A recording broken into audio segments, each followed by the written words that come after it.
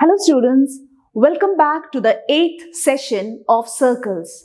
I hope you remember all the theorems we discussed and learned in the previous two classes. So today we will start up with our exercise 10.5 of your NCERT textbook. This is your question number 1, children. In figure, A, B and C are 3 points on a circle with center O such that angle BOC is equal to 30 degree and angle AOB is equal to 60 degree. If D is a point on the circle other than the arc ABC, find angle ADC. आकृति में केंद्र O वाले एक वृत्त पर 3 बिंदु A, B और C इस प्रकार हैं कि एंगल BOC 30 डिग्री तथा एंगल AOB 60 डिग्री है। यदि छाप ABC के अतिरिक्त वृत्त पर D पर एक बिंदु है तो एंगल ADC ज्ञात कीजिए। तो बच्चों यहां पे आपको क्या क्या दिया हुआ है? दिया है कि angle BOC is equal to 30 degree, angle BOC this is equal to 30 degree, angle AOB is 60 degree, angle AOB this is equal to 60 degree. बस इतना आपको दिया हुआ है क्वेश्चन में और आपको क्या फाइंड आउट करना है?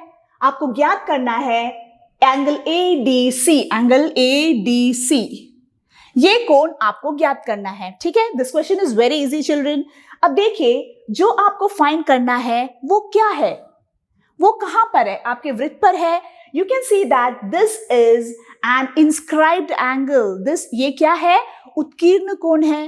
तो यदि एक उत्कीर्ण कोण है तो हम एक केंद्रीय कोण ढूंढ सकते हैं, एक सेंट्रल एंगल ढूंढ सकते हैं। देखिए ये छाप जो है AC से हमें यहां पर एक सेंट्रल एंगल मिल रहा है और यहां पर एक इंस्क्राइब्ड एंगल भी मिल रहा है। That means we can use our theorem related to central angle, is it? तो सबसे पहले हमारा जो सेंट्रल एंगल है AOC, इसका टोटल हम फाइंड आउट कर लेते हैं। So here in solution angle AOB is equal to, इन दोनों एंगल का जोड़ है तो angle AOB plus angle BOC that is equal to AOB कितना है आपका? 60 डिग्री और BOC कितना है? 30 डिग्री। यानी आपको angle AOB is equal to क्या आया? 90 डिग्री। ओके, आपको सेंट्रल एंगल मिल चुका है। अब हम हमारा थ्योरम यूज करेंगे, लेकिन जब भी आप ये थ्योरम यूज करेंगे उससे पहले आपको बताना होगा कि सेंट्रल एंगल कौन सा है और इंस्क्राइब्ड एंगल कौन सा है और किस आर्क से वो बन रहा है। So what we will write as, कौन सा छाप है? AC।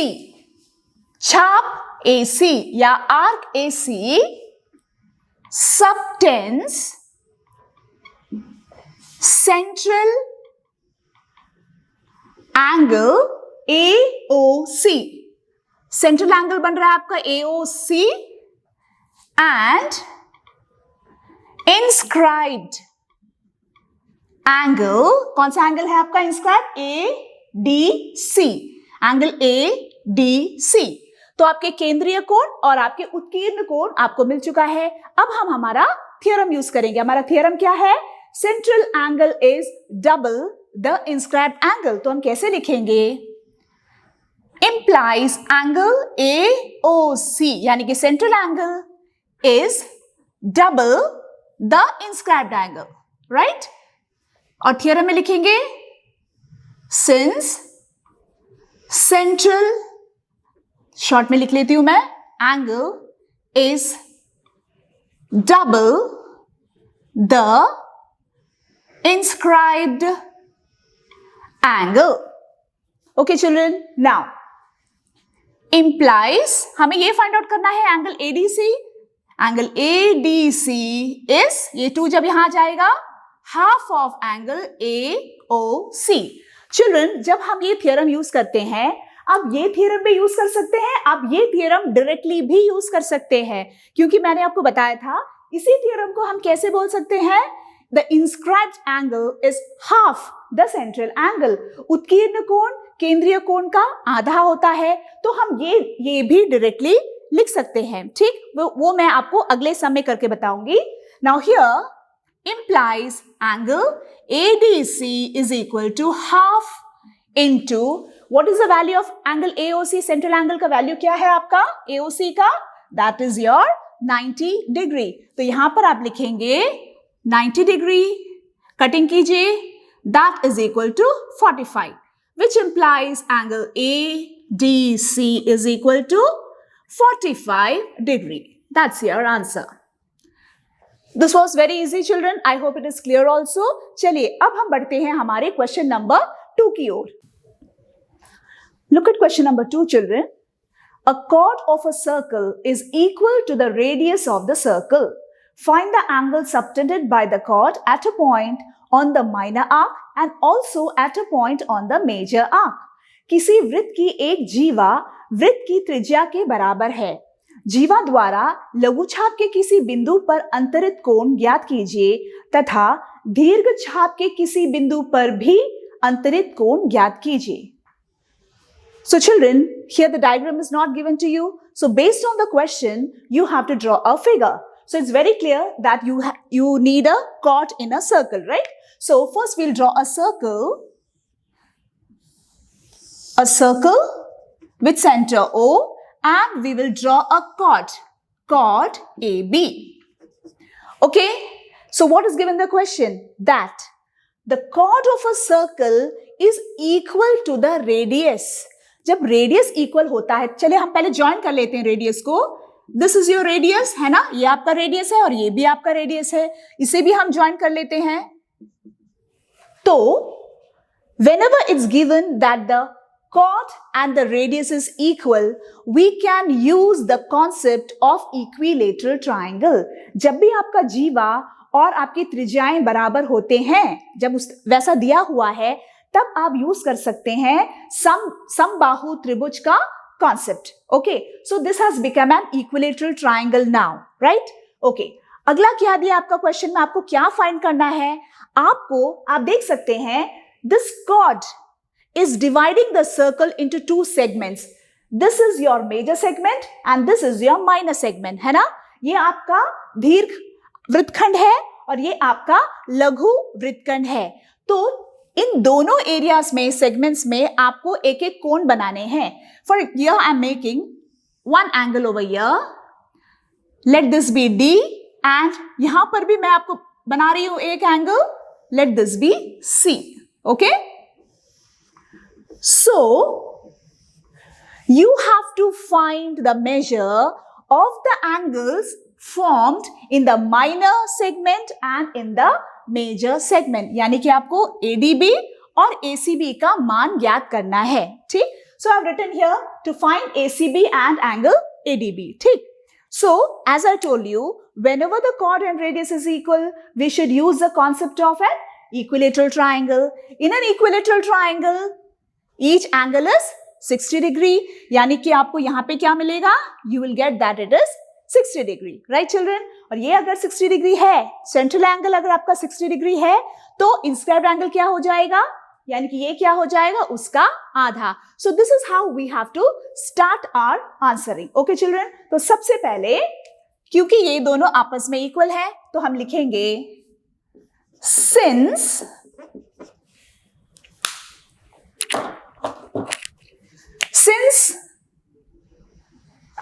OA is equal to OB is equal to AB is equal to AB. क्योंकि ये तीनों आपस में इक्वल है, तो हम कह सकते हैं कि it is a equilateral triangle. We have triangle AOB.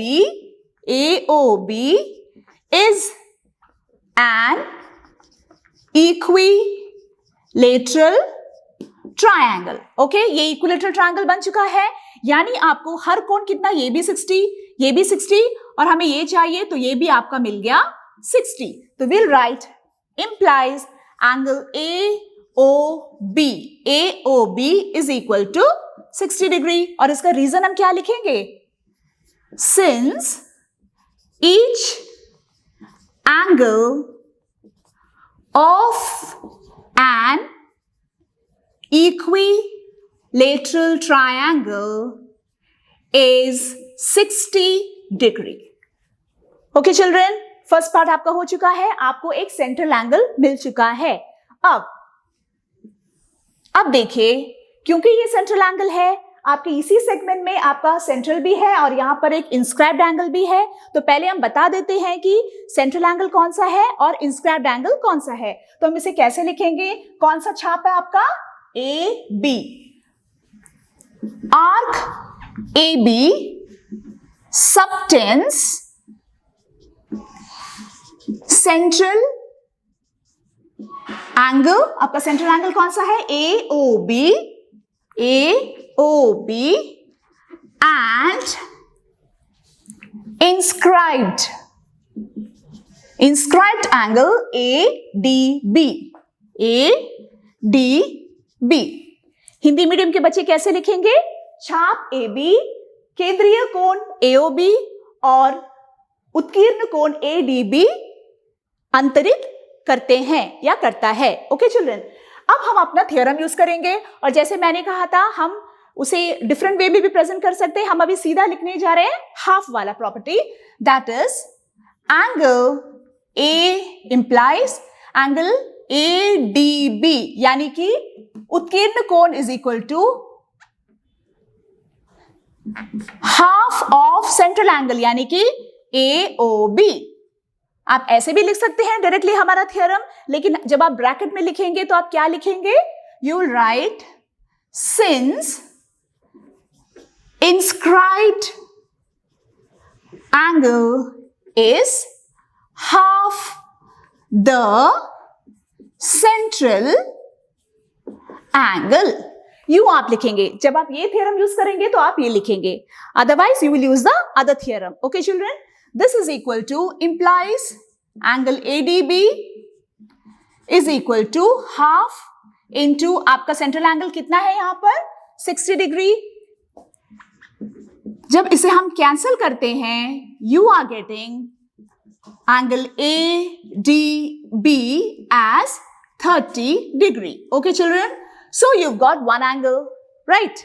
अब हमें फाइंड आउट करना है द अदर वन। तो आपको दीर्घ यानी कि मेजर सेगमेंट में आपको कोण मिल चुका है। Your first answer is done, that is your ADB is done. Now हम फाइंड आउट करेंगे आपका माइनर सेगमेंट में। Okay children, now children see here ACBD, आप देख सकते हैं कि सभी शीर्ष, all the vertices are on the circle, right?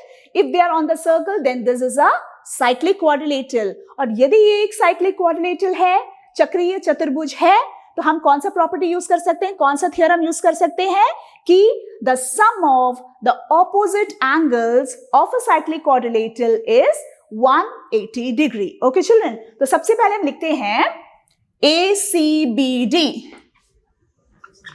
quadrilateral ACBD is cyclic।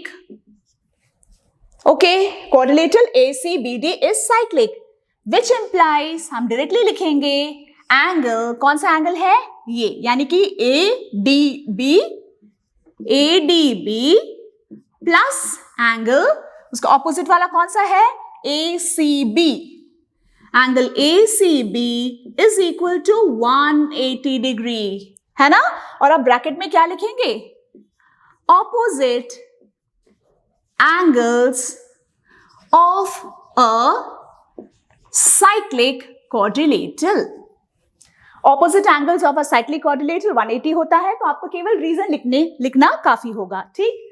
Now when we solve it, what is your ADB? It is 30 degree plus angle ACB is equal to 180 degree, implies angle ACB is equal to 180 degree minus 30 degree, that is equal to 150 degree. Angle ACB is equal to 150 degree, and hence we've got both our answers. I'm sure children this question was also very easy, and it must be clear to you. चलिए हम directly चलते हैं हमारे next question की ओर. Look at question number 3, children. In figure, angle PQR is equal to 100 degree, where P, Q and R are points on circle with center O. Find angle OPR. आकृति में कोण PQR 100 degree है, जहां PQ तथा R केंद्र O वाले एक वृत्त पर स्थित बिंदु है.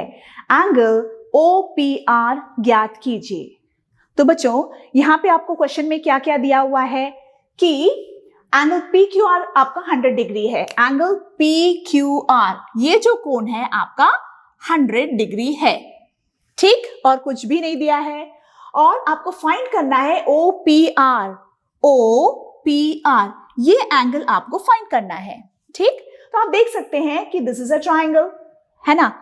अगर आपको ये एंगल फाइंड करना है, हम क्या यूज कर सकते हैं यहाँ पर, angles and property of a triangle. तो उसके लिए आपको ये कोण और ये कोण ज्ञात करना होगा, ठीक.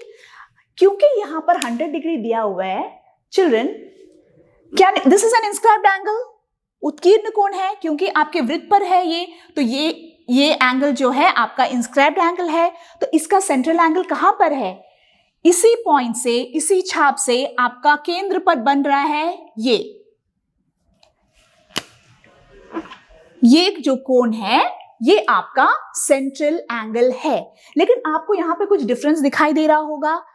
When we learned the proof of the theorem of central angle, I taught you 3 cases. Case 1, if the angle is made of minor arc. Second case, case 2, when both the arcs are equal. And case 3, when the arc is major. So here, this is case 3 because the arc is this, PR. Isn't it a major arc? So from the major arc, you are getting a central angle, that is this. And you are getting an inscribed angle, that is this. Okay? तो जब case 3 में मैंने आपको क्या बताया था, हम formula को कैसे लिखेंगे, क्योंकि ये आपका रिफ्लेक्स एंगल है, तो जब भी आप सेंट्रल एंगल लिखेंगे आप लिखेंगे रिफ्लेक्स एंगल POR. ठीक है बच्चों? Okay. Now firstly we'll write which is the central angle and which is the inscribed angle. We'll write arc PR. Arc PR subtends central angle POR and inscribed angle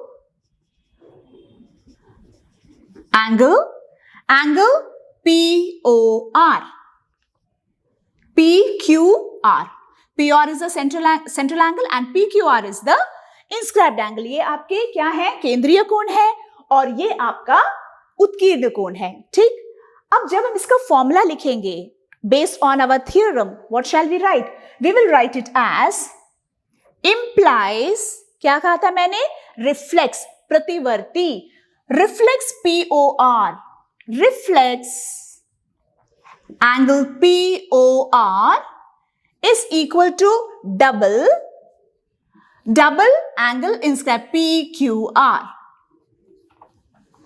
आपका formula बिल्कुल same है, आपका central angle is equal to double the inscribed angle. लेकिन क्योंकि ये एक प्रतिवर्ती कोण है, it is a reflex angle, so we are writing it as reflex angle POR. ठीक है बच्चों? So now how will we solve it? Reflex angle POR is equal to 2 into, what is our PQR? That is equal to 100 degree. And that is 2 into 100 is 200 degree. Okay children? Now, आपको ये angle मिल चुका है 200. Can we find this angle? Can you find this angle? Yes, because this is a complete angle, है ना, full 360 degree है. जब आप 360 डिग्री से आप ये एंगल को माइनस कर देंगे तो आपको बचा वाला ये एंगल मिल जाएगा, है ना. तो हम इसे कैसे लिखेंगे? Now angle POR POR is equal to 360 degree minus reflex angle POR.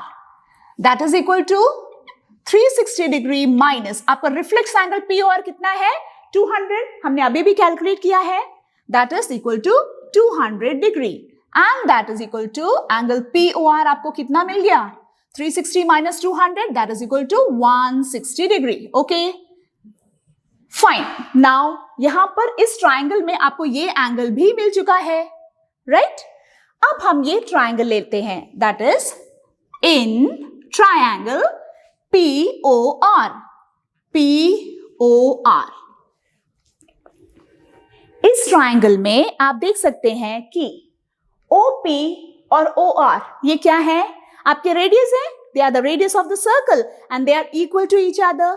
यदि ये दोनों आपस में इक्वल हैं, तो क्या हम कह सकते हैं कि इनके ऑपोजिट एंगल्स, दिस और इनका ऑपोजिट ये दोनों आपस में इक्वल है, क्योंकि हम ऑलरेडी सीख चुके हैं कि angles opposite to equal sides of a triangle are equal to each other, है ना. यदि आपकी भुजाएं बराबर हैं एक त्रिभुज में, तो उनके सम्मुख कोण भी बराबर होंगे. और इस थ्योरम के लिए मैंने आपको एक शॉर्ट वे भी बताया था. What will you right? Isosceles triangle property. Okay, so in triangle POR, since OP is equal to OR,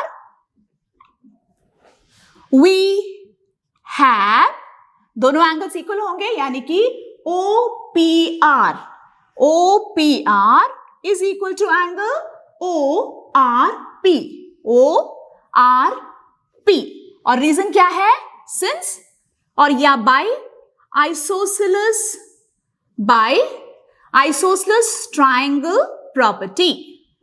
तो ये आपको मिल चुका है कि दोनों एंगल्स आपस में इक्वल है. ये दोनों एंगल आपस में इक्वल है. ठीक, अब हम यूज करेंगे angle sum property. Bye angle sum property, angle कौन कौन से एंगल है हमारे जो आपको एंगल POR